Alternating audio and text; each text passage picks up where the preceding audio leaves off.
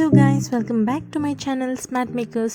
Today ఎంతో టేస్టీగా exact మల్టీప్లెక్స్లో పాప్కార్న్ టేస్ట్ వచ్చేలాగా ఇంట్లోనే butter masala popcorn yummy and డెలీషియస్గా ఎలా ప్రిపేర్ చేసుకోవాలో చూసేద్దాం.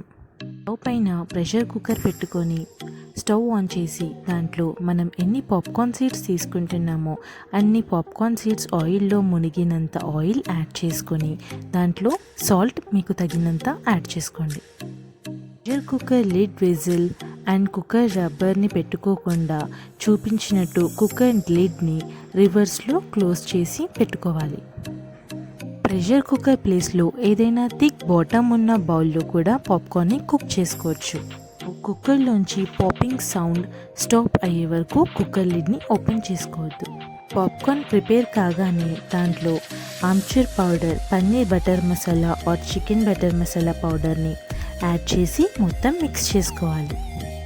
బటర్ని పాప్కార్న్ ప్రిపేర్ చేసుకున్న కుక్కర్లోని హీట్ చేసి పాప్కార్న్ పైన యాడ్ చేసి బటర్ పాప్కార్న్లో మొత్తం మిక్స్ అయ్యేలా కలుపుకోవాలి.